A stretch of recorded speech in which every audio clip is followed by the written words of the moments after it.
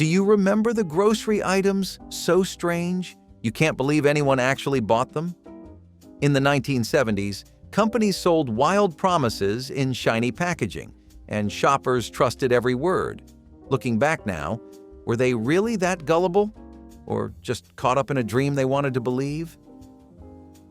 Gerber Singles for Adults was marketed as the perfect meal solution for lonely working grown-ups, and somehow that idea was even sadder than it sounds. Imagine sitting at your desk, spooning lukewarm beef burgundy or banana prune out of a baby food jar while pretending your life choices made sense. These jars were identical to what babies ate, only now you were supposed to feel sophisticated about it. The company promised portion control and convenient dining, but really it was just mashed sadness in glass form. The flavors were mushy, bland, and uncomfortably familiar, grown-ups rediscovering what it felt like to have no teeth and no dignity. Advertisers tried to spin it as modern efficiency, but even 1970s consumers had limits. Within months, store shelves cleared, not from demand, but from embarrassment. Gerber learned the hard way that adults do not want to be reminded of their infancy at lunchtime. The idea may have been practical, but it turned eating into an act of defeat. In the end, Gerber Singles became the punchline of a decade defined by weird convenience food, a baby step in the wrong direction. Swanson's canned whole chicken was proof that humanity will try anything once and only once. Picture this: you open a can, tip it upside down, and a pale, boneless bird slithers out with the texture of a wet towel. It was supposed to be a miracle of efficiency. An entire roasted chicken in one can, but it looked like something out of a horror movie. When it hit the plate, it made a sickening thud that echoed through kitchens like a warning. The skin had the look of melted plastic, the color of sadness, and the consistency of gelatin. Housewives gagged mid-dinner prep, while husbands pretended to be brave enough to taste it. Even the family dog, normally loyal and forgiving, took one sniff and retreated. The broth it came in was greasy, gelatinous, and vaguely alive, clinging to the chicken like regret. Housewives in the 1970s tried to make casseroles or sandwiches with it, but most couldn't get past the smell. Swanson insisted it was tender and flavorful, but photographs alone destroyed appetites nationwide.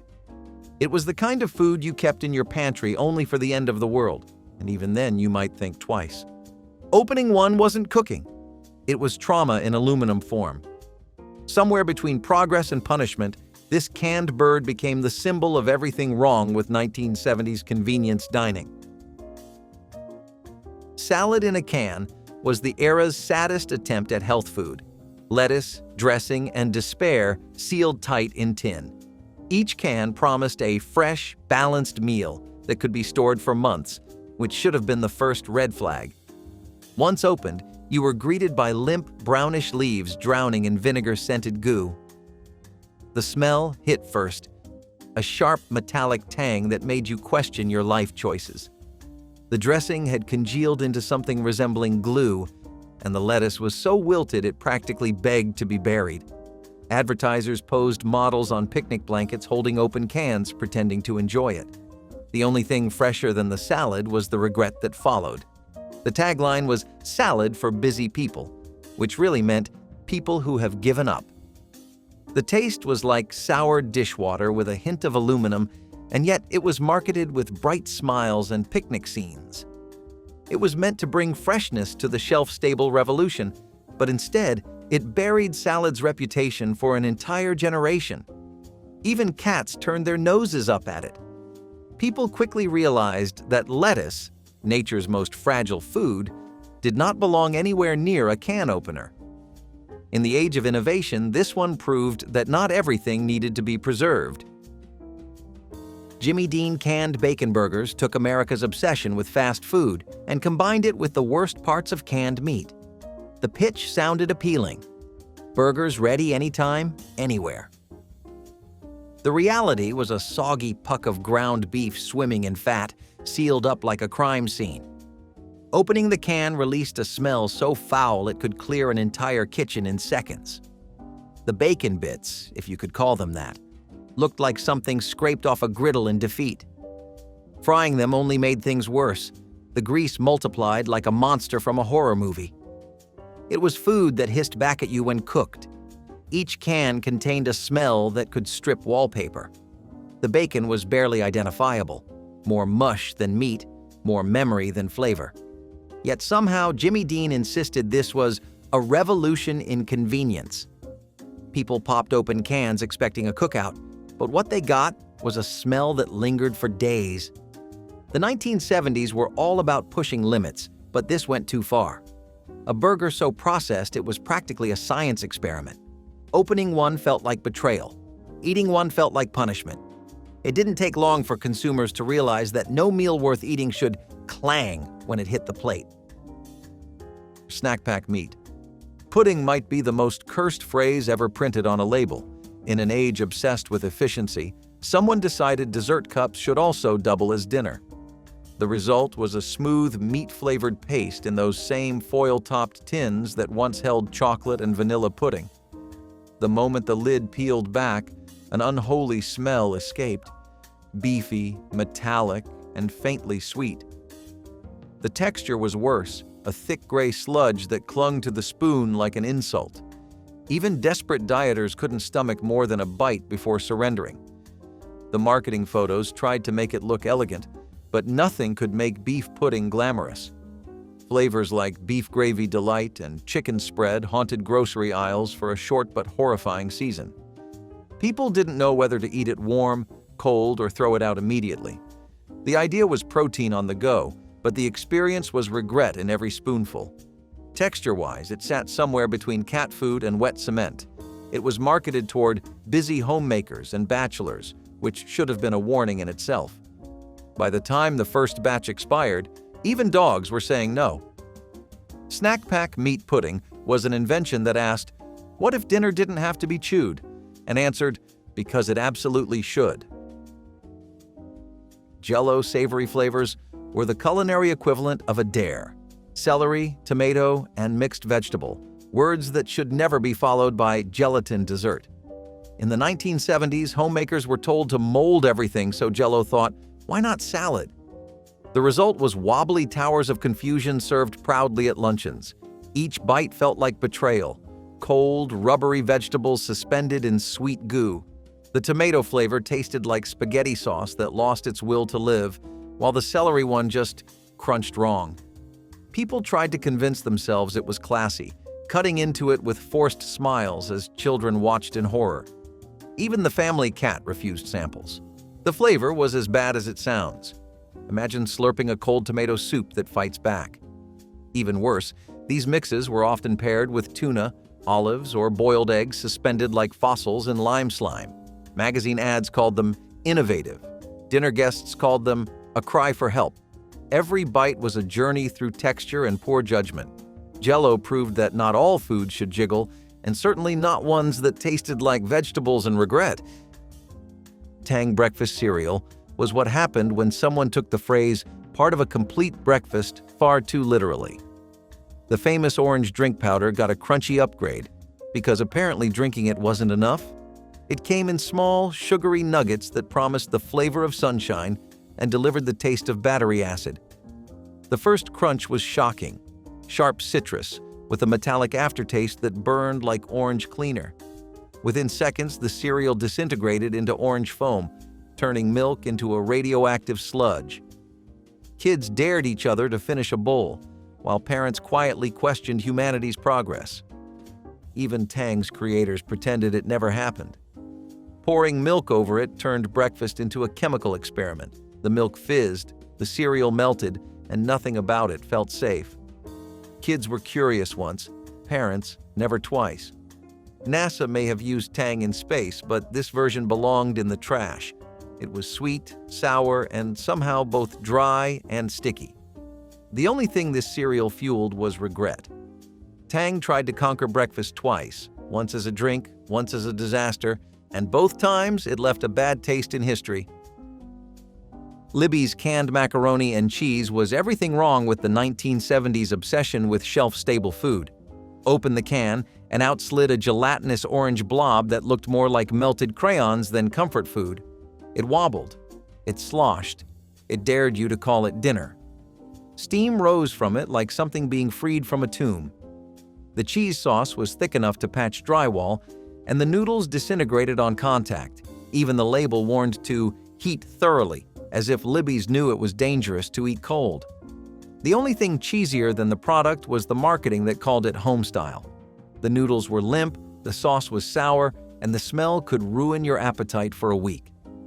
Yet somehow, Libby's ads promised creamy perfection, a phrase now used only in irony. It was a meal made for fallout shelters, not families.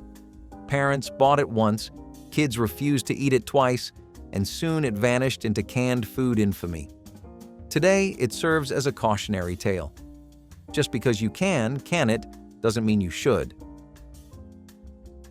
Tuna noodle loaf mix was the Frankenstein's monster of mid-century meal kits.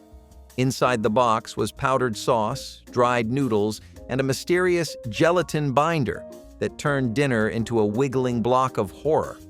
Add canned tuna and water, and voila, a loaf that looked alive and smelled dead. It wobbled on the plate like it was trying to escape, oozing grayish liquid from its sides. Kids stared at it in fear. Parents pretended it was innovative, and even cats circled it suspiciously.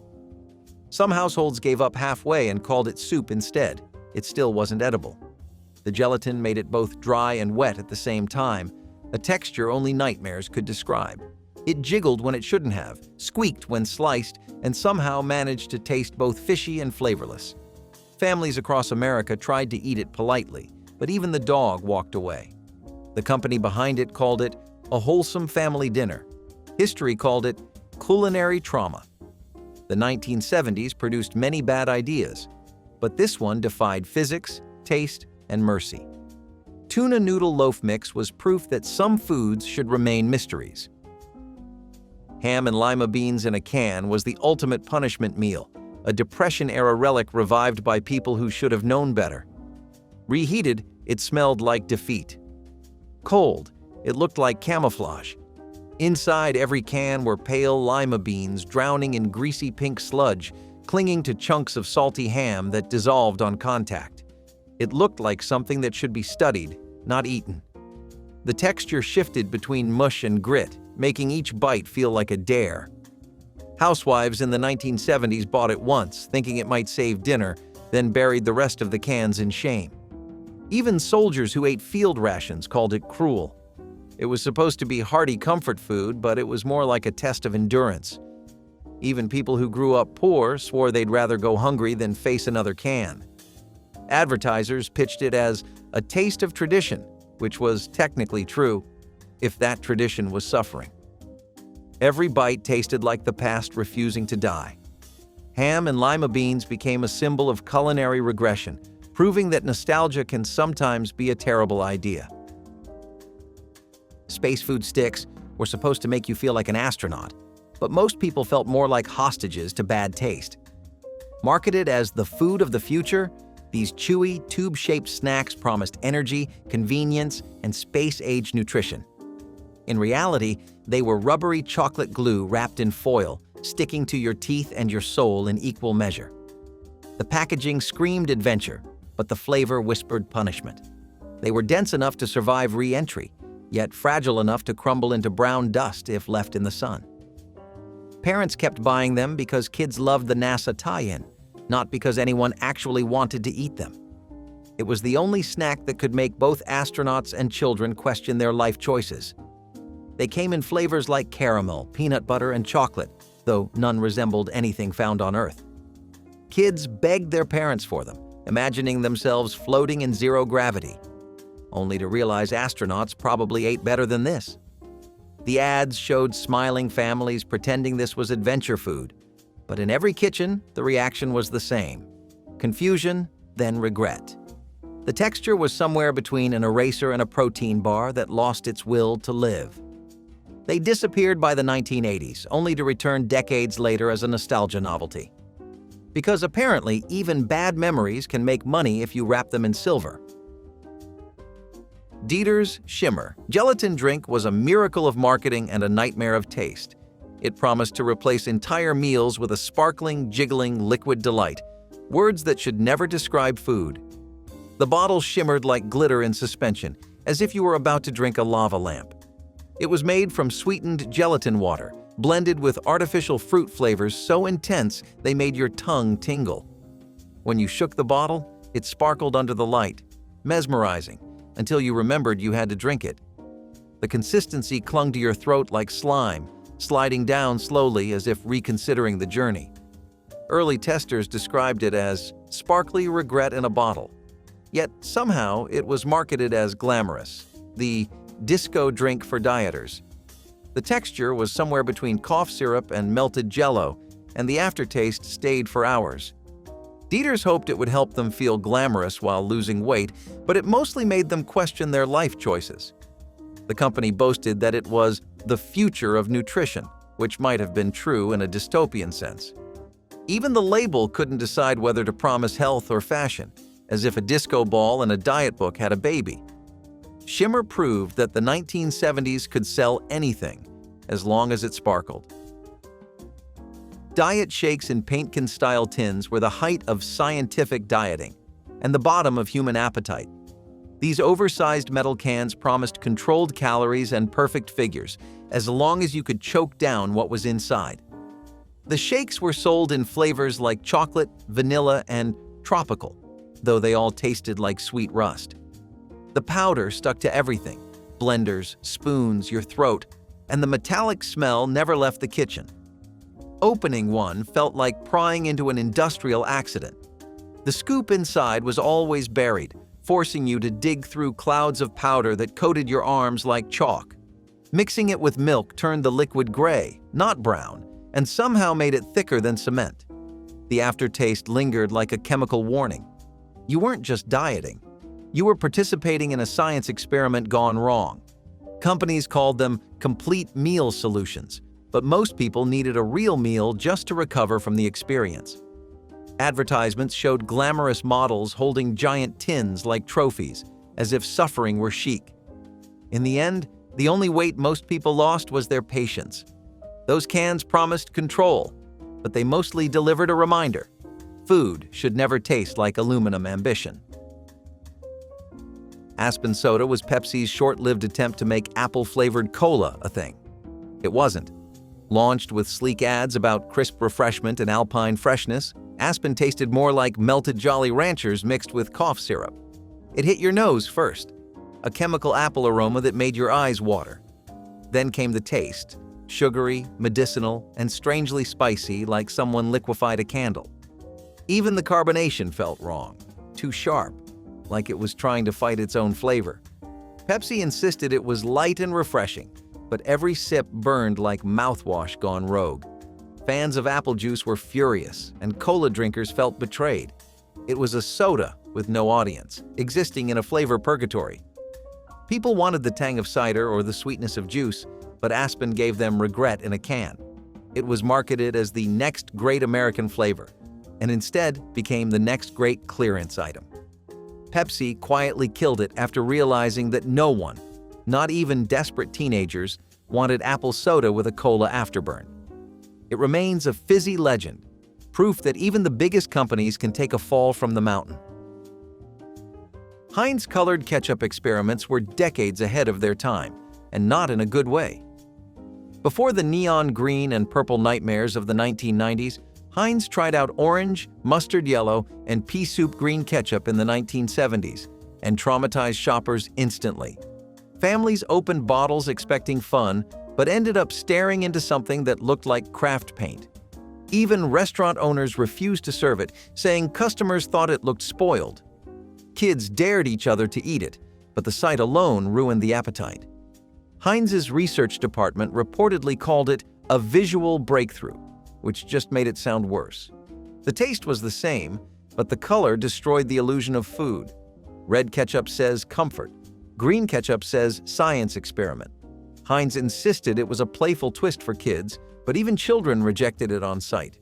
Supermarkets reported bottles leaking as the dye separated into streaks of horror. It lasted just long enough to become an urban legend, the kind of product that made you thankful for the normal red stuff. It was innovation at its weirdest. Ketchup for people who liked fear with their fries. Koogle flavored. Peanut spread sounded like a good idea after a few too many focus groups. It was peanut butter blended with flavors like banana, cinnamon, chocolate, and vanilla. A Frankenstein creation that didn't know what it wanted to be. The jars looked cheerful and modern, but the contents were chaos. Some flavors were too sweet, others too bland, and none of them actually worked on bread. Parents compared the texture to glue, while kids said it made sandwiches taste like candy gone wrong. Even the name Koogle sounded like something that should have stayed in a test kitchen. Each flavor fought the others for dominance, creating a taste that felt wrong but familiar, like peanut butter that went to Vegas and came back weird. The texture was oddly oily yet gritty, sticking to the roof of your mouth like regret. Kids begged for it, parents bought it once, and that was enough. It became a lunchtime legend, whispered about in school cafeterias as the peanut butter that tried too hard. Koogle vanished as quickly as it came, leaving behind only memories of sticky sandwiches and marketing gone mad. Ayds diet candy was one of those ideas that seemed genius until the world changed. Sold in small boxes, these chewy, chocolate-like cubes promised to take the edge off hunger while feeling indulgent. They actually worked, mostly because they tasted like vitamins and guilt. The commercials showed slim women smiling as they chewed, pretending it was delicious. The slogan, "AIDS helps you lose weight," became an instant disaster once the AIDS epidemic hit a decade later. By then, even loyal customers couldn't stomach the name, no matter how many rebrands the company tried. The name alone wasn't the problem in the 1970s. It was catchy, short, and even sophisticated. Then the 1980s arrived, and the global AIDS crisis made that name catastrophic. No marketing campaign could recover from the tragic coincidence. The product itself wasn't terrible, more caramel chew than candy. But no one could stomach the association. Within a few years, Ayds vanished completely. It remains one of the most unfortunate rebranding stories in history. A cautionary tale that timing can kill even the sweetest idea. Carnation breakfast bars were supposed to revolutionize mornings, all the nutrition of breakfast in a single bar. They didn't. Instead, they crumbled like chalk before you even got them out of the wrapper. People described the texture as dry dirt held together by sadness. Even the chocolate coating couldn't save them. It melted faster than the bar fell apart. Some people tried microwaving them for softness, but that only made the smell worse. People joked that they were eating drywall, with less flavor. The bars were supposed to provide protein and energy, but most of it ended up as crumbs in car seats and lunchboxes. Even dunking them in milk didn't help. They just dissolved into sludge. They were dry, gritty, and somehow both sticky and powdery at once. The kind of food that left you thirstier than before you ate it. Parents packed them for convenience. Kids traded them for anything edible. Carnation promised energy that lasts all day. But most people were hungry again by 9 a.m. The bars came in flavors like chocolate chip and peanut butter, but they all tasted like sawdust with ambition. They joined the long line of 1970s food that valued science over flavor, proving once again that complete nutrition means nothing if you can't swallow it. Swanson great starts. Breakfast TV dinners were frozen optimism at its frostiest. They came in divided trays featuring scrambled eggs, pancakes, and sausages, all perfectly soggy by the time they hit your plate. The idea was breakfast made easy, but it ended up tasting like Sunday morning regret. The pancakes absorbed the syrup like sponges soaking in despair. The eggs had a rubbery snap that made you question if they were ever eggs at all. Even the sausage, supposedly the star, was gray and flavorless, like breakfast had just given up. The eggs looked like yellow sponges, and the pancakes had the consistency of damp sponges. Even the syrup was trapped in its own compartment, slowly merging into every corner of the tray. The smell alone warned you that no great start was coming. The pancakes were rubbery, the eggs tasted like cardboard, and the syrup managed to be both too thin and too sweet. Even the sausage looked tired, gray, greasy, and spiritually defeated. It was convenience at its most depressing, the kind of meal that made you rethink your entire morning. Swanson had cornered the dinner market, but breakfast proved too fragile to freeze. Great starts turned into a short-lived joke, a frozen reminder that some things are better made fresh or not at all. Campbell's Pepper Pot Soup was the can that tested the nation's limits. Marketed as a hearty Caribbean-inspired classic, it featured tripe, cow stomach, as the main ingredient. The label showed a warm, spicy bowl of stew, but reality hit harder. When the can opened, the smell alone cleared the room faster than a fire drill. The chunks of tripe were tough enough to bounce, and the broth had an unsettling gray sheen. Some people tried adding hot sauce or salt, but nothing could save it from itself. The broth was murky, the meat chewy, and the smell hung in the air long after the can was gone. People tried disguising it with spices, crackers, even ketchup. Nothing worked. It was one of those meals that made you appreciate how good other bad soups were. The smell was strong, the texture was chewy, and the flavor lingered in ways no one asked for. Families bought it once out of curiosity and immediately regretted it. Even pets refused to help finish the bowl. Campbell's tried to pitch it as exotic and bold, but most people just called it weird. It lived in the back of pantries for years, waiting for the apocalypse that never came. Eventually, it disappeared quietly, taking with it one of the strangest chapters in canned soup history. Clam juice bottles were the sad, fishy ghosts of 1970s grocery store shelves. Sold as both a health elixir and a kitchen essential, they were supposed to make cooking faster and easier, a splash of ocean flavor right from your fridge. In reality, they were briny nightmares waiting to ruin dinner. One sip, and you'd swear you'd just licked the side of a boat. Most people bought it once out of curiosity, then left it to haunt their refrigerator forever. The label promised pure sea freshness, but what it delivered was low tide in a bottle. Even professional chefs admitted it tasted like seawater filtered through regret. Advertisers claimed it was a natural energy booster, rich in minerals and flavor, but no amount of marketing could mask the fact that it smelled like low tide and regret. Home cooks tried using it in chowders or sauces, but one pour was enough to ruin an entire meal or a marriage. The bottle itself was a trap, glass, slim, and slightly foggy, daring you to forget it existed. Once opened, it would migrate to the back of the refrigerator, where it would live forever, untouched, unspoiled, and immortal. Even decades later, people still find half-empty bottles of it behind the mustard, preserved like relics from the age of bad ideas. Clam juice was not a beverage, not a shortcut, and definitely not food. It was proof that the 1970s could sell anything once, but only once. Betty Crocker. Instant potato buds tried their best to convince America that flakes could be fancy. They weren't. Marketed as light, fluffy, and elegant, these so-called buds were just dehydrated potato dust puffed into tiny granules. Add hot water, and you were supposed to get mashed potatoes. But what you really got was wallpaper paste with a faint scent of cafeteria sadness. They were so bland, even salt gave up trying to help. The consistency was somewhere between paste and pudding, coating every spoon in a thick, lifeless film. No amount of butter or milk could disguise the taste of despair. The box showed perfect golden mounds topped with melting butter, but inside was a bag of white powder that smelled vaguely like chalk.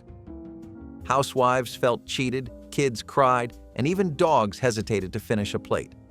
The word buds was meant to sound cute and gourmet, like something grown instead of manufactured. But one spoonful proved otherwise. The texture clung to spoons like wet cement, and the flavor hovered somewhere between stale crackers and dust bunnies. Despite this, the product somehow survived into the 1980s, stubbornly holding its place on supermarket shelves next to real potatoes, a quiet insult to every farmer who ever lived. Instant potato buds weren't convenience food. They were surrender disguised as supper. Post-corn toasties cereal was the great imposter of breakfast aisles. A knockoff so blatant it could only have been made in the 1970s. Trying to ride the coattails of Kellogg's Corn Flakes, Post created something that looked the same but tasted like regret and cardboard dust. The box screamed sunshine and happiness, but the cereal inside was as joyless as dry paper. Each flake disintegrated the moment milk touched it, turning into a soggy film that clung to the spoon like glue. The smell was faintly burnt, as if even the factory gave up halfway through. Parents bought it thinking they'd save a few cents. Kids refused it like medicine. Even sugar couldn't fix it. No matter how much you poured, it still tasted like broken promises. Post claimed their cereal was wholesome, crispy, and golden. Two of those words were lies, and the third was a stretch. Corn Toasties became a brief symbol of everything wrong with imitation food, a product that tried to be familiar but only reminded you how good the real thing was. It disappeared quietly, leaving behind empty bowls and the taste of defeat. Tab Clear Cola was the soda that asked, "What if Diet Cola could also look like seltzer?" And no one answered. It was the early 1990s strange child of 1970s diet culture. A clear cola that claimed to be revolutionary, but mostly just confusing. Marketed as a pure alternative, it looked like water, tasted like chemicals, and vanished like vapor. The first sip was a contradiction. The taste of cola without color, sweetness without satisfaction. Pepsi drinkers were puzzled. Coca-Cola fans were horrified. Even the logo looked lost, floating somewhere between a science project and a warning label. Tab Clear tried to capitalize on the clear beverage trend, but people couldn't trust something that looked like club soda and claimed to be cola. It was all the artificial flavor of diet soda with none of the charm. Within a year, the product fizzled, literally and figuratively, leaving behind half-empty bottles in vending machines and the faint smell of corporate panic. It was later revealed that Coca-Cola intentionally made it confusing to sabotage its own competition, which somehow makes sense, because nothing says bad idea like a soda that made people wish for regular Tab. Pizza in a Can by Chef Boyardee was the culinary equivalent of optimism gone wrong. A revolutionary family pizza kit, it promised homemade flavor with the convenience of a can, which should have been the first warning sign. Inside was dough mix, sauce, and cheese powder that smelled like damp cardboard left in the sun. The dough was sticky, the sauce metallic, and the cheese refused to melt no matter how long you baked it. When you finally pulled it from the oven, it looked like regret covered in red paint. Families gathered in excitement for pizza night, only to discover the crust was chewy in the middle and hard enough on the edges to double as roofing material. Even hungry teenagers couldn't pretend to like it. Chef Boyardee advertised it as fun for the whole family, and in a way, they weren't wrong, because everyone laughed at how terrible it was. It was edible only in theory, and memorable only because of how impossible it was to forget. Pizza in a can became a symbol of 1970s food ambition, a time when anything seemed possible, even if it tasted like despair. Mood rings were not just accessories, they were wearable mysteries. You slipped one on, and suddenly your emotions had color. Blue for calm, green for average, black for something intense, or maybe just cold fingers. In the 1970s, mood rings exploded into popularity, sold at mall kiosks, toy stores, and head shops. They were groovy and cosmic, a mix of science and magic. For kids, they were fun. For teens, they were romantic. For adults, they were a conversation starter. It was like having a secret you could wear. Even if the science was shaky, the feelings were real. You looked down, saw a shimmer, and wondered, am I really feeling what the ring says I am? Or is the ring just feeling what I am not ready to admit? It was silly, but it was intimate. And in a time when everyone was learning to express themselves in new ways, a ring that responded to you felt like the perfect symbol. They came and went, like a trend riding a lava lamp wave. But some people never forgot the moment the ring turned violet and their heart raced a little faster. Why did a $5 trinket feel like it understood us better than we understood ourselves? Once upon a time, there was no such thing as standing under a spray of hot water. You soaked, you bathed, and you did it in a tub, nothing more. In many pre-1950s homes, the bathroom was really just a tub room featuring a deep clawfoot or enameled steel tub positioned right in the middle of the space like a throne. There was no shower head, no curtain rod, and certainly no idea of rinsing off quickly. Bathing was a full event, sometimes done only once or twice a week. Buckets of hot water might be poured in manually, and bath time was often shared between siblings, one after another. It was a slower, quieter ritual, more about stillness than scrubbing. But as plumbing improved and schedules got busier, the demand for speed changed everything. Showers took over. Tub rooms were retrofitted or replaced entirely. But in old farmhouses and untouched craftsman homes, you can still find one. A room with no shower, just a proud old tub and maybe a stool nearby. And it reminds you that once, getting clean meant something different. It took time, it took patience, and sometimes it even took a kettle. DIY asbestos home repairs were once a weekend project, not a professional hazard. In the 1980s, homeowners took pride in doing it themselves, scraping tiles, pulling down insulation, cutting through old cement boards with their bare hands and maybe a dust mask, if that. Asbestos was everywhere, in popcorn ceilings, vinyl floor tiles, wall insulation, pipe wrap. It was cheap, durable, and deadly, though few knew how deadly. People inhaled fibers while remodeling bathrooms, sanding attic walls, or tearing out old basements. There were no warning stickers, no hazmat suits.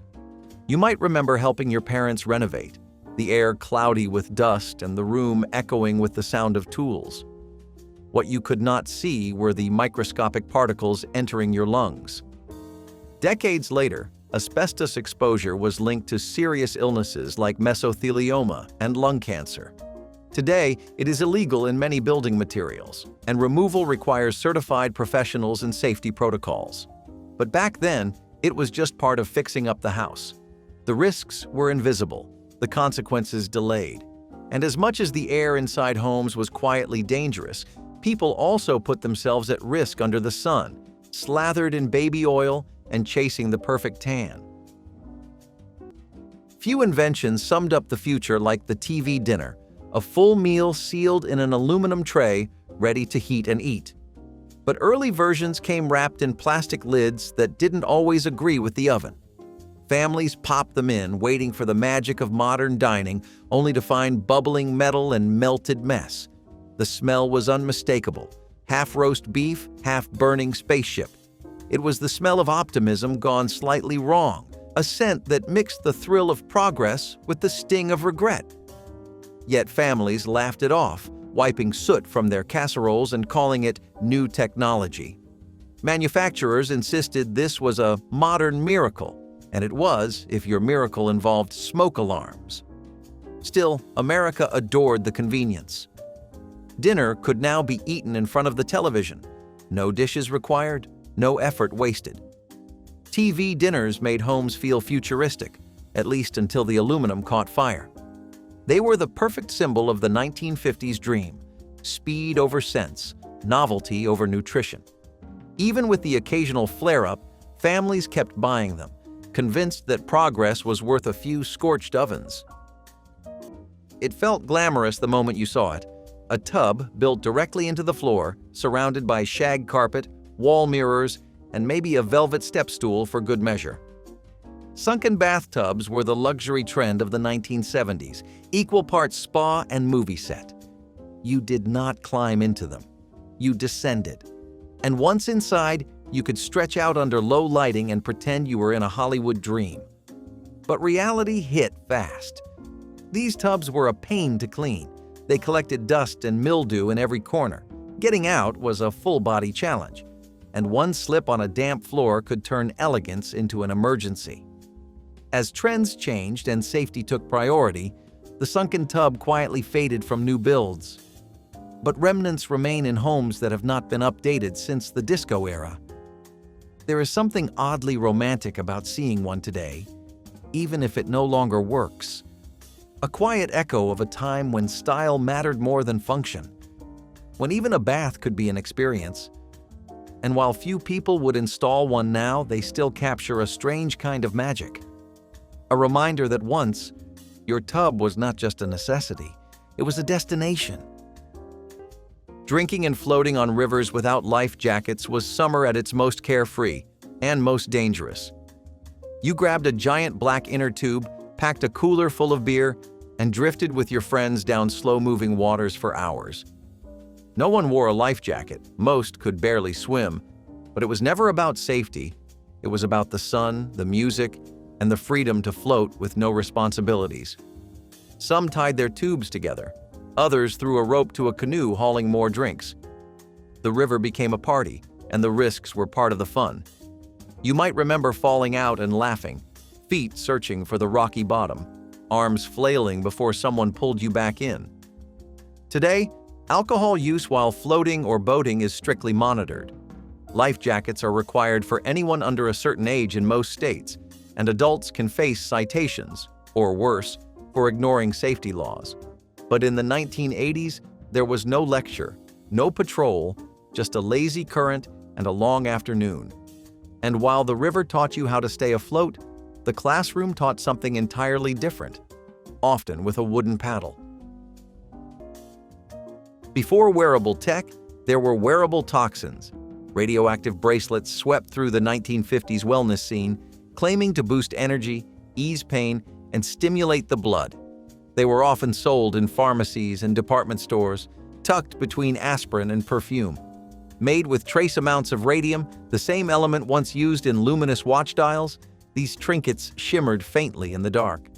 Customers wore them proudly, certain they were harnessing the power of science itself. The effect? Harmless in tiny doses, horrifying in constant exposure. Yet few questioned the danger. Radiation still carried the halo of progress. It was a time when glowing meant healthy, not hazardous. Decades later, many of these bracelets were confiscated or destroyed by authorities, their healing energy finally recognized for what it was. Another mid-century miracle that glowed a little too bright for comfort. Wood paneling was the heartbeat of 1970s interior design. Thick, dark slabs lined walls from floor to ceiling, turning dens and basements into cabins, even if you were 3 miles from the nearest tree. It was not about brightness. It was about mood. Homes felt earthy, lived in, safe. You could sit against it, lean back, and feel like you were somewhere older, warmer, and far from the buzzing world outside. Wood paneling was in rec rooms, behind television sets, next to ceramic owls and beanbag chairs. There was a hush to those rooms, like they swallowed noise and kept secrets. Even the creaks in the floor sounded softer next to those dark wood walls. It became the backdrop to childhoods, to birthdays, to tired parents sipping instant coffee on padded bar stools.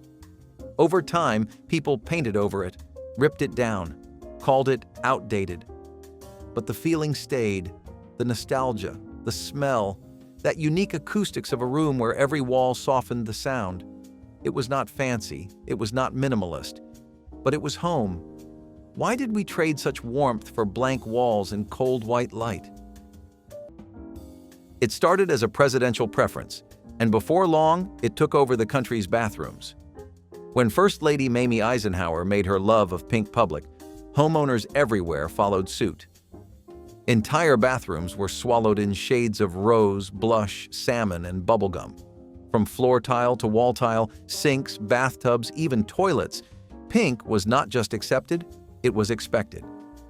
Builders leaned in, tile companies rolled out new shades, and the American bathroom blushed hard through the 1950s and into the early 1960s. These bathrooms felt cheerful, feminine, optimistic. Some called them Mamie Pink, others called them charming, but no one called them boring. Over time, though, the trend turned. Pink began to feel dated, kitsch, like a Barbie house that never grew up. Remodels wiped them away in beige waves. The pink tiles were smashed out with hammers, replaced by neutral tones and stainless steel. But now and then, you will find one untouched, a perfect pink palace that somehow survived the decades. And standing in one is like stepping back into a world where color was not an afterthought, it was a lifestyle, and where a pink toilet did not feel strange, it felt presidential. Sunbathing with baby oil and reflectors was the ultimate summer ritual. You lay out in the backyard, on the roof, or at the beach, armed with nothing but a bottle of Johnson's baby oil and a silver reflector under your chin. The goal? Tan fast, tan deep, and tan dark.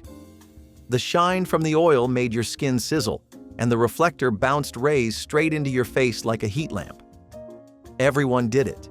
Magazines encouraged it. Tan lines were a badge of honor, peeling skin a minor inconvenience. Sunscreen, if it was used at all, was barely SPF 4. People believed a good tan was healthy. Doctors warned of sunburn, but nobody listened. Today, dermatologists beg patients to stop tanning, and laws limit tanning bed access for minors. The link between ultraviolet exposure and skin cancer is undeniable. But back then, summer meant bronze skin and beach bodies, no matter the cost. Sunburns turned into tans, blisters were shrugged off, and if the oil left you red and raw, you did it again the next day. The danger came slowly. Just like another invisible risk, many families kept right next to the medicine cabinet, in a tiny glass stick filled with mercury. In an age before warning labels, cigarette ads were practically poetry.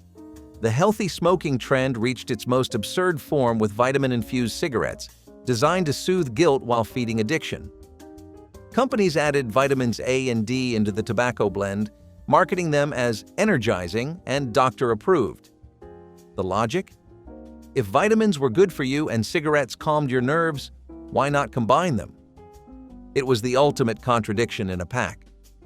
The ads showed glowing, healthy-looking people puffing away, exhaling confidence and nutrients. Smokers convinced themselves it was self-care in smoke form. The flavor was the same, the danger unchanged, but the promise of wellness made it irresistible. It was the 1950s idea of balance. 1 step forward, 2 steps coughing.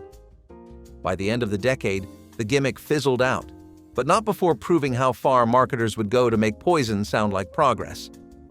The chatter telephone by Fisher-Price was more than a toy. It was a rite of passage.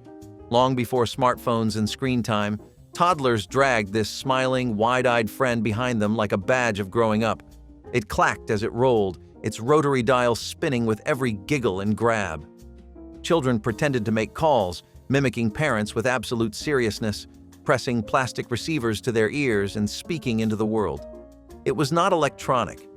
It made no real calls, but it was powerful. Because it gave kids something adults had: control, conversation, importance. It was not just play, it was practice. With every pretend conversation, a child rehearsed how to be heard. Every child who played with it was rehearsing a future where they would matter. The clicking eyes, the ringing bell, the chunky plastic body, it was built to survive anything. And most did. Decades later, many are still found in attics, dusted with time but still smiling. For a generation, the chatter telephone was the first introduction to technology, play, and imagination, long before those things were ever separate. Why does one of our earliest toys still feel more human than the phones we carry today? There was a time when people smoked everywhere, in the car, at the dinner table, even in the bathroom. That is why so many mid-century homes had small ceramic ashtrays built right into the bathroom wall, usually next to the toilet or above the sink.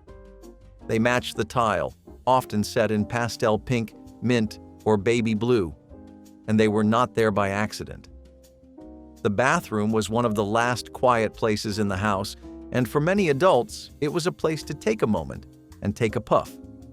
These ashtrays were permanent, glazed into the wall, designed to last. But as the health risks of smoking became impossible to ignore, these features quickly became awkward reminders of another time. People stopped using them. Some covered them with art. Others chipped them out entirely. Renovations wiped them away, but they left behind a story. A time when cigarettes were so common, even the bathroom made room for them. If you find one still in place today, it often draws a double take. Not because it is shocking, but because it is so easy to forget how normal it once was. The ashtray says nothing, but it remembers everything. Lack of booster seats was not an oversight. It was the norm. Children too small for seatbelts simply sat on their knees or curled up cross-legged on the back seat. If you were lucky, you sat on a pillow to see out the window. That was your booster. Parents barely considered height or weight guidelines because there were none to follow. Babies sometimes rode in laps. Toddlers were belted in with adult straps that did little to protect them. Car seat laws were either non-existent or loosely enforced. In many families, a car seat was a hand-me-down with no instructions. Booster seats were rare, and safety testing even rarer. You might remember the seatbelt cutting into your neck or slipping off your shoulder entirely. Nobody measured, nobody adjusted. It was all instinct. But as crash statistics mounted and tragic accidents made headlines, laws slowly changed. By the late 1990s, most states required booster seats for children under a certain age or height. Today, it is unthinkable to drive without one. But for those raised in the back seats of station wagons and minivans, survival often came down to luck. And while cars were full of risks, the real danger sometimes came from inside the home, especially when people handled deadly materials with wacky wall walkers made absolutely no sense, and that was exactly why we loved them. Shaped like little sticky octopuses, you threw them against a wall and watched them tumble down, flipping and flopping with a life of their own. No batteries, no screens, just gravity and goo. They came in cereal boxes, vending machines, and drugstore toy aisles. They were sticky, horrifyingly so. They picked up lint, crumbs, and cat hair until they looked like tiny science experiments. But the first few tumbles made everything else disappear. That weird little alien creature falling down the wall made us laugh harder than half the shows on television. But we did not care, because the first few tumbles, pure joy. Kids raced them down doors, windows, lockers, anything vertical. They became dares, contests, and ultimately sacrifices to dust bunnies. And still, we begged for more. They were cheap, they were weird, and they were everywhere for a hot, chaotic moment in toy history. What was it about a rubbery blob that made us laugh so hard we forgot the world? You knew it was working by the sound. That slow, steady tick that echoed through the tiles like a countdown. Rotary light timer switches were once standard in homes from the 1940s to the 1970s, used to control heat lamps, exhaust fans, or even vanity lighting. You would twist the knob, hear the click, and then wait for the time to run out. It felt like a warning, a reminder that comfort was temporary and the lights would not wait forever. Some were elegant chrome dials, others were beige plastic lumps with fading numbers. But they were all a bit ominous. The ticking filled the room with urgency. Better finish brushing, better finish shaving. Because once it stopped, you were back in the dark. Eventually, these timers became annoying, noisy, inconvenient. People swapped them out for silent switches or digital controls. The ticking stopped, but those who grew up with them still remember that sound. It was the soundtrack to rushed mornings and long showers, a strange little relic that turned the bathroom into a timed event. And honestly, it made everything feel just a little more important. Fireworks for kids were not just available, they were encouraged. You walked into a gas station, handed over a few dollars, and left with a brown paper bag filled with firecrackers, bottle rockets, and Roman candles. No ID check, no warning label. You lit them with matches, your fingers trembling with excitement. Sometimes you held them too long, sometimes they fizzled out, other times they exploded in your hand. But that was part of the thrill. Neighborhoods erupted with smoke and booms. Adults watched from lawn chairs. Kids ran barefoot across driveways, shrieking with glee and barely avoiding burns. There were no goggles, no supervision, and almost no laws to stop it. Today, most states restrict firework sales to adults. Certain types are banned entirely, and child safety campaigns have all but erased the image of kids with sparklers and pocket lighters. But in the 1980s, fireworks were a childhood staple, dangerous, loud, and unforgettable. The risk was part of the fun. Just like cracking open a cold beer on a public beach once felt like a harmless way to enjoy the sunshine, before open container laws shut that down too. In the age of beauty innovation, nothing was too strange if it promised eternal youth. Enter the Pneumatic face massager mask, a terrifying contraption that looked like something borrowed from a sci-fi film set. You strapped this rubber-faced monster to your head, plugged it into a machine, and waited as it sucked and squeezed your skin in rhythmic pulses. Advertisements swore it would increase circulation, smooth wrinkles, and make your complexion blush with vitality. The reality? A vacuum-sealed panic attack. The suction often left users blotchy and bruised, with the unfortunate resemblance of someone who'd lost a boxing match. Every hum and hiss from the machine was a reminder of how far people would go to fight time. Beauty wasn't gentle anymore. It was industrial, mechanical, and slightly terrifying. Yet women lined up to try it, convinced this mechanical embrace was progress. It was the beauty world's version of trust fall. Just close your eyes and let the air pressure work miracles. These masks captured the 1950s obsession with industrial beauty, the belief that youth could be manufactured by machinery, one puff of air at a time. If nothing else, they proved that pain and glamour had officially merged. By the end, you might not look younger, but you'd certainly look different. Before everything went digital, your bathroom scale looked like a piece of furniture. Heavy frosted glass, thick chrome framing, a sharp square shape with a dial that ticked with every movement. These glass cube scales were the height of sophistication in the 1950s and 1960s. People did not hide them in closets. They displayed them proudly, like a modern sculpture with a practical purpose. The mechanical dial was mesmerizing. Watching the needle settle felt like opening a safe. But they were not exactly easy to live with. They slid across tile. They cracked.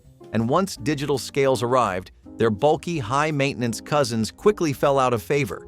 People swapped them for cheaper, lighter, more precise alternatives, and the cube disappeared. But there was something charming about a bathroom scale that felt solid, serious, like it had authority. You stepped on it with the same respect you gave a bank teller or a high school principal. Today, these old scales are collector's items. Some people keep them as decor.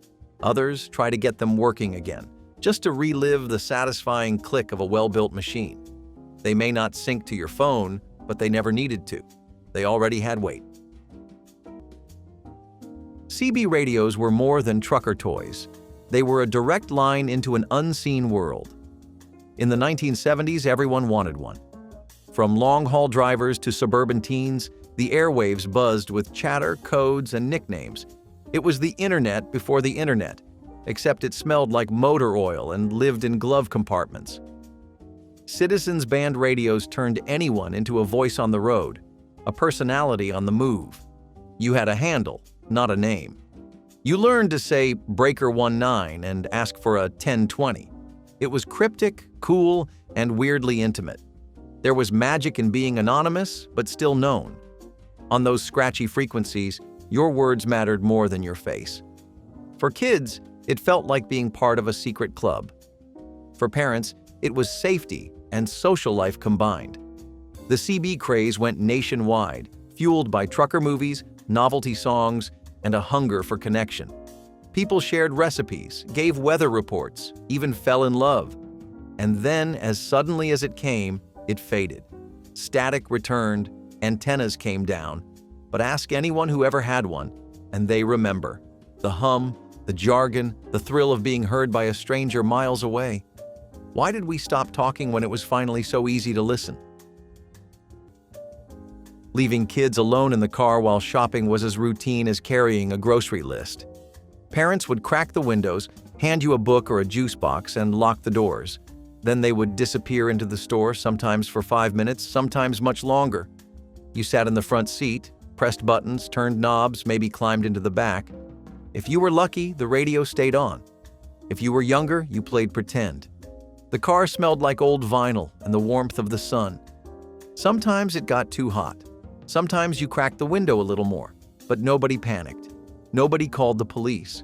It was a different kind of trust, one born of a culture that saw parked cars as safe spaces and errands as moments of independence.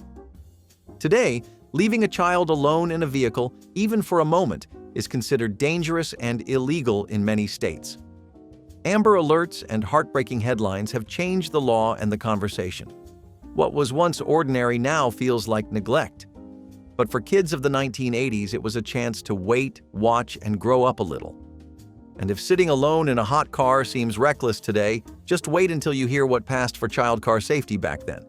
Because most of us did not even have booster seats. Which of these doomed 1970s grocery experiments made you laugh, gag, or remember your own kitchen disasters? Tell us in the comments. Hit that like button if nostalgia ever fooled you too, and subscribe so you never miss the next serving of retro madness.